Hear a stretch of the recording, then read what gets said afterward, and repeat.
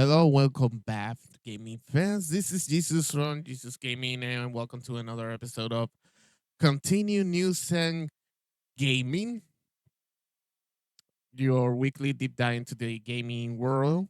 And definitely, this week has been the most significant shifts. In this episode, we are tackling two huge stories. First, Nintendo's recent hardware and accessory price hikes that kick in this weekend. Then we'll shift gears into the chaos and carnage of Battlefield 6 has gone official. Everything you need to know from releases date addition to groundbreaking features and community tools. So sit tight because here we go.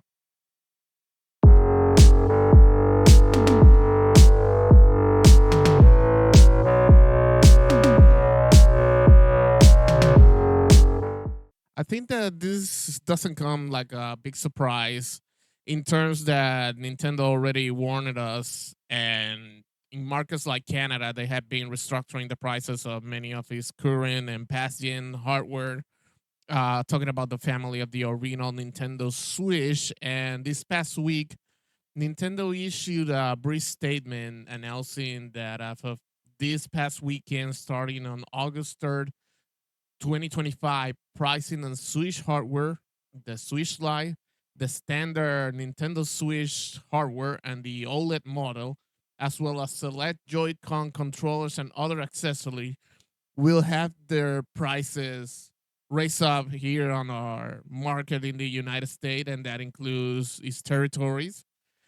And before entering into the context, I think that we should share what this means, plain and simple mathematics. And we start with the Nintendo Switch Lite, which is the true portable version of the Nintendo Switch with a little minimized specification, including like not being able to be docked at least like the original Nintendo Switch does. The previous most suggested retail price for the Nintendo Switch Lite was about 199.99.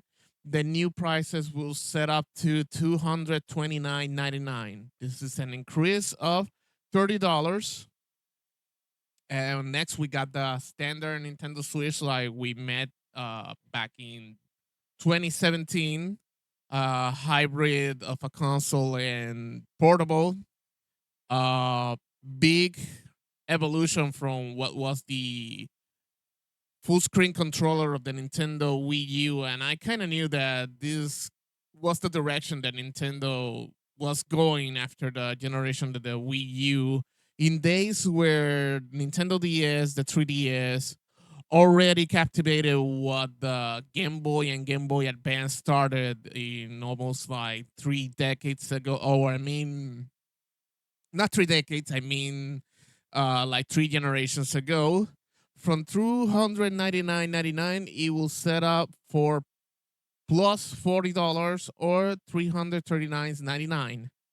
Next, we got the Switch OLED, which bring us the same standard Nintendo Switch, a little raise up battery or an improved battery, of course, to power up a OLED screen from 349.99 will go to 399.99 or plus $50 of increase.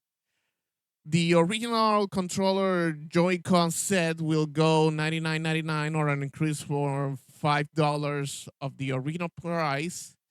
And we also got the Alarmo Clock accessory, which went on sale last year from 99.99 will go to 109.99 or a $10 increase. Now, keep in mind, and maybe to do like a little bit of a more direct average, it means that this adjustment reflects an average increase of 12 to 50% across core hardware and accessories. And before entering the consumer aspect or point of view, I think that it's fair that we should go first with the uh, economic drivers or the economic perspective. And why not? Nintendo cites global market conditions, especially rising tariffs on components sourced from Vietnam and China, plus shipping cost volatility as the primary drivers for all these prices increase. And Canada last month was the first market in North America to actually receive a price increase. So I think that mentioning the United States was just a matter of time in which we could see an increase on all Nintendo Switch hardware. And adding currency fluctuation against the yen and Nintendo's production costs has crept upwards, squeezing profit margins if they keep the US price as static. Breaking down the key factors. Tariff on electronics component rose as high as 7.5% this spring.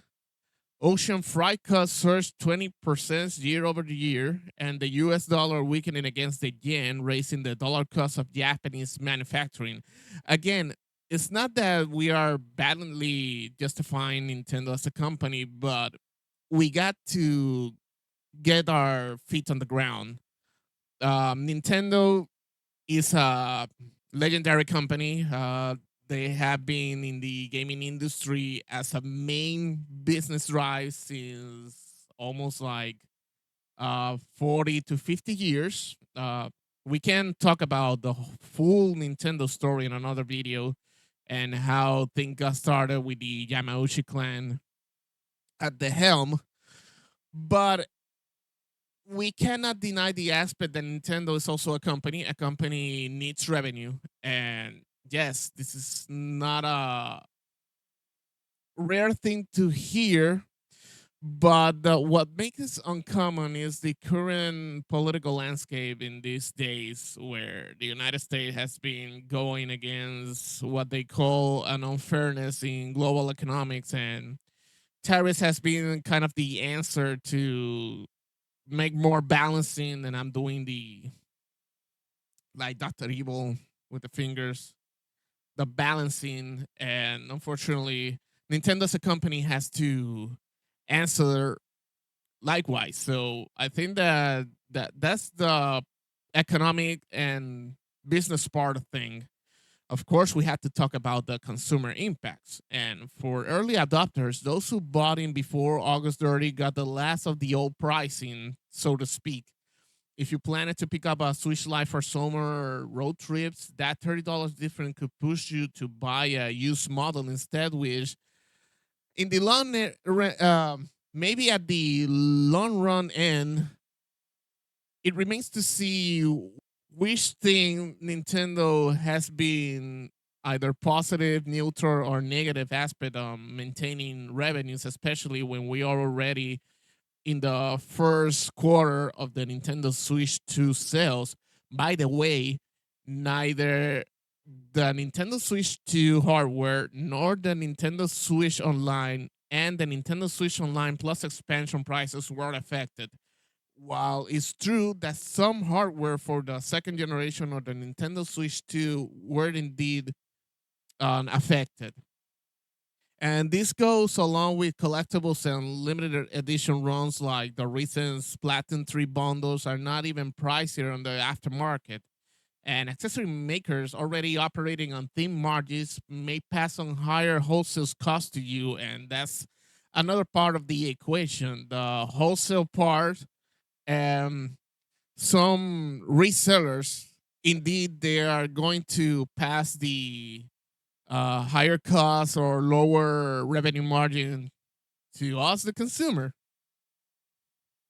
Um, I want to avoid the whataboutism, but an industry comparison I think that is mostly unavoidable. Nintendo is not alone, and over the past year, Nintendo,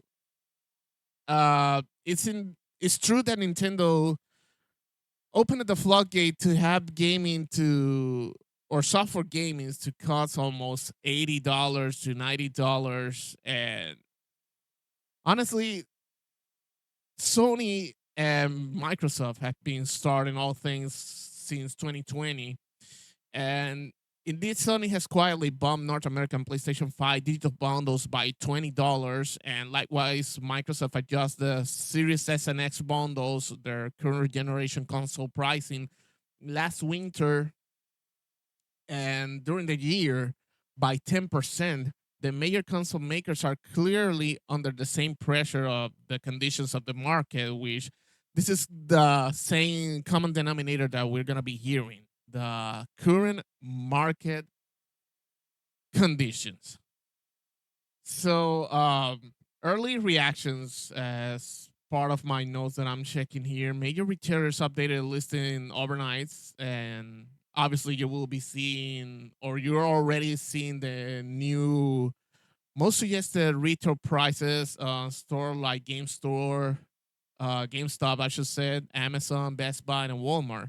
On social media, some fans are calling it inevitable, while others are threatening to wait for a deeper discount, which is kind of the normal thing during game sales. But I think that it subtracts the values of making day one purchases, especially on main launch of many expected games. And of course, Nintendo has some games, including Metro 4 Prime Beyond, as part of the new branches of games that will go along with the Nintendo Switch 1 and Nintendo Switch 2. So, like I said a few minutes ago, it will remain to see if this effect are going to be positive, neutral, or negative to Nintendo in terms of the strategy of having the price increase. And I I heard people saying that this is nothing new, that we kind of face the same situation with the Wii U. But again, I wanted to avoid the whataboutism, but comparing with Sony and Xbox, I think that this is the first generation where the past generation is actually being uh with a price raise in the terms of Nintendo Switch, and this is the first time ever that mid-generation consoles actually does get pricier. I remember the last generation when Project Scorpio became what we know now as the Xbox One X, and then we got the PlayStation 4 Pro, which were a mid-generation upgrade, the first of its kind, and it was obvious that more powerful consoles mean more expensive versions of each individual vanilla version, PlayStation 4 and the original Xbox One. So that was that. And the situation cannot be directly compared because, again, this was a hardware upgrade, which is kind of weird in terms of gaming consoles. I think that the improvement to have like more than 60 frames per second for a full HD and starting with the capacity of having like 4K resolution, at least capped at more or less 30 frames per second. Some people saw the investment like a good one, others just decided to stay on the vanilla, or in the case of Xbox One, new adopters opted for the Xbox One S. And I'm bringing this comparison because now things are different. It's like vanilla PlayStation 5 and Xbox Series S and S both got price increases, and I think that we are in just weird timing, and we are in a weird period, and how much politics has distorted a gaming industry that it's not that it's losing its identity, but the dynamics has been really apparent since the last 5 years ago. I think that the pandemic started distortioning things, and then goes politics, added to the fact that we are in a strange situation where many gaming companies are trying to have the same value of a video game being sold in a physical version or a physical medium, and having selling like a digital version of the game trying to be as equally valued as a physical version. And weird, and the weird within the weird, if you will, is the game key concept of Nintendo, the game key cards, virtual game key cards. My apologies for that.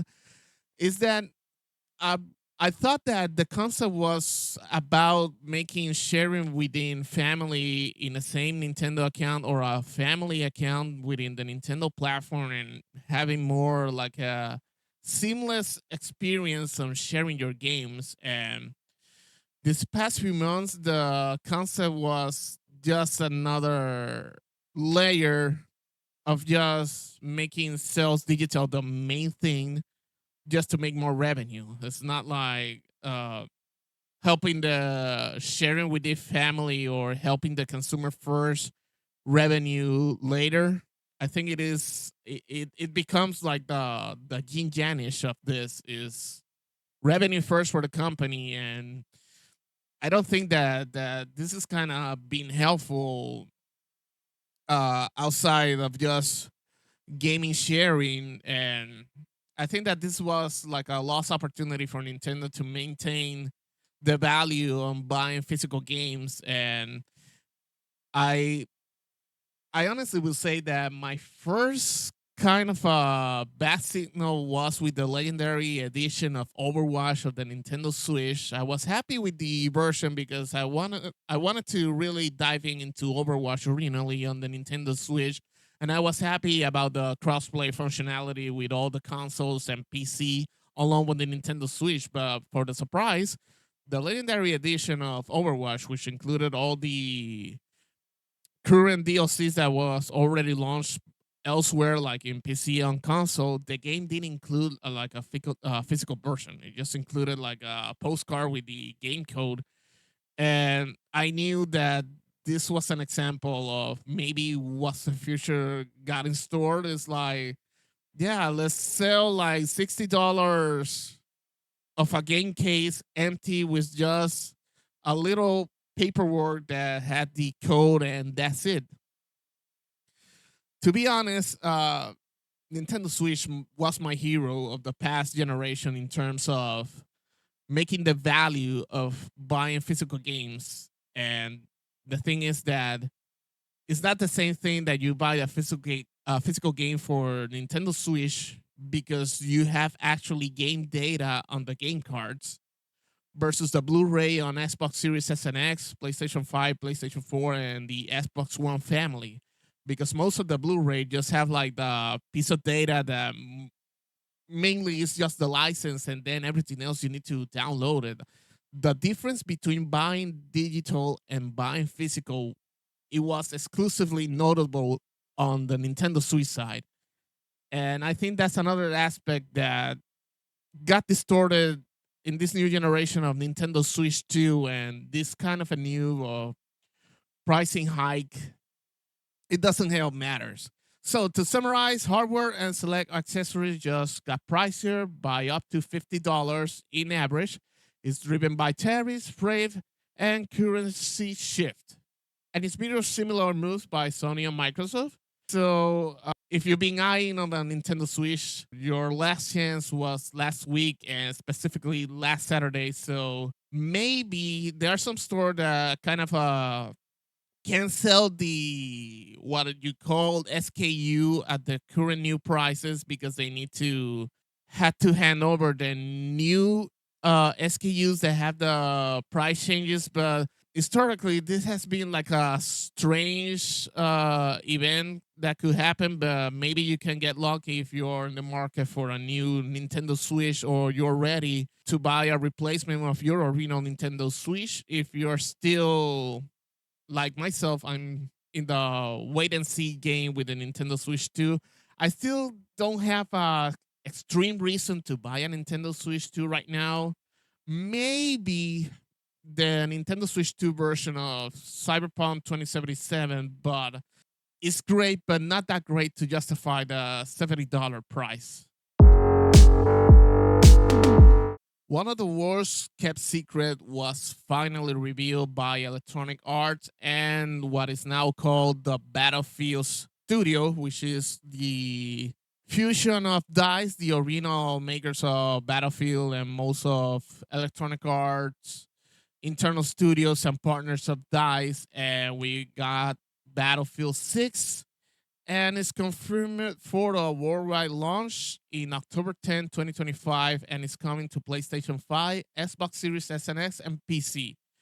It will be available in two editions. Of course, the standard edition with $69.99, and gracefully Electronic Arts knew that it wasn't really smart to play the 70 $80 price tag.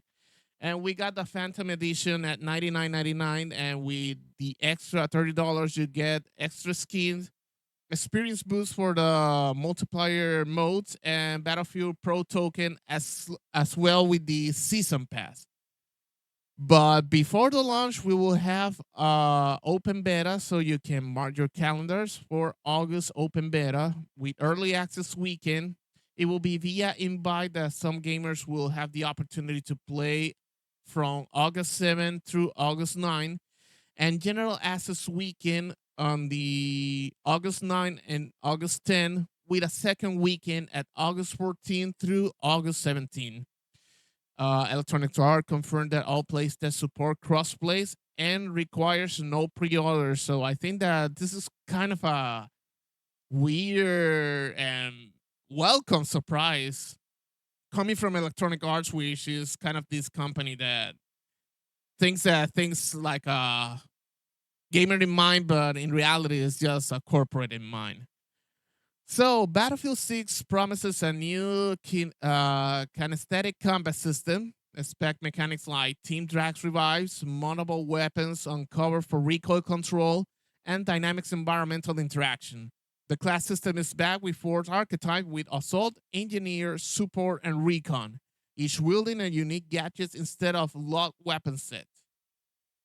And of course, we got the three launch maps that the multiplayer was kind of the aspect that this kind of game really get the focus. And we got the Egypt Canal, Sweeping Waters Vista gives snipers nest and bow skirmishes.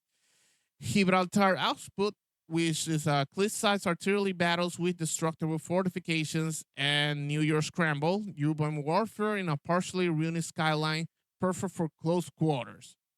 And we'll explore tactic sightlines and strategic choke points in each maps.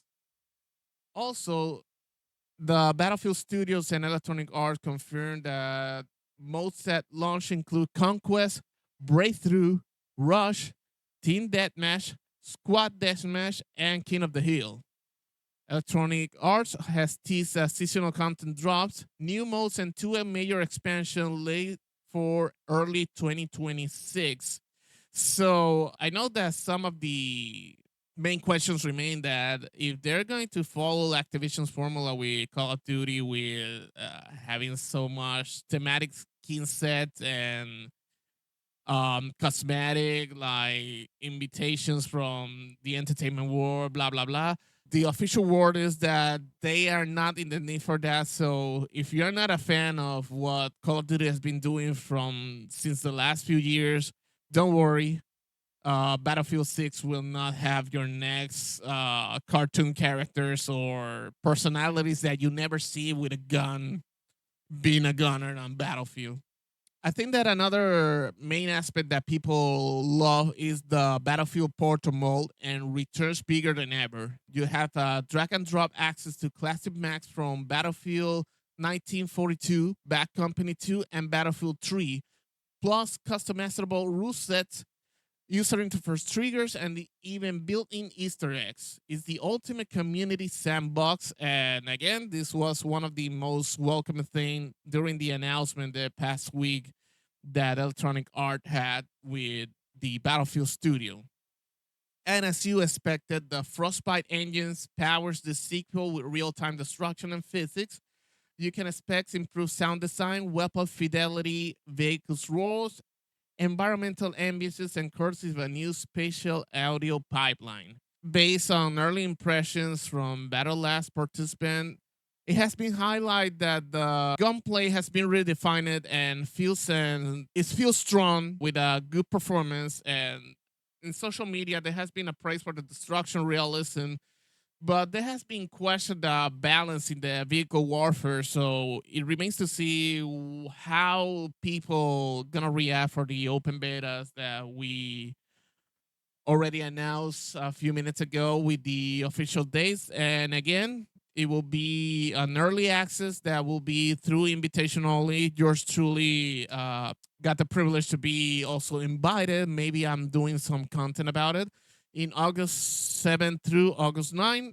General Access Weekend 1 will be August 9 and 10, and the Weekend 2 will be from August 14 through August 17. So to wrap up, Battlefield 6 launches on October 10, open beta lands in August. You got two editions, a suite of course of models, innovative gameplay system, and a robust community creation tool. That brings us to the end of this deep dive. So, in Nintendo, price hike is a wake up call for gamers on a budget. And you think that Battlefield 6 is shaping up to redefine the next gen warfare? Please let me know in the comment. Also, if you enjoyed today's show, you can consider hit the like, subscribe, and notification bell for everything gaming news, podcast continue news and gaming news episode, general gaming info, and everything gaming. If you're listening through Spotify, thank you very much for your consideration. Follow me and subscribing there. This was Jesus from Jesus Gaming, Health and Success, and happy gaming.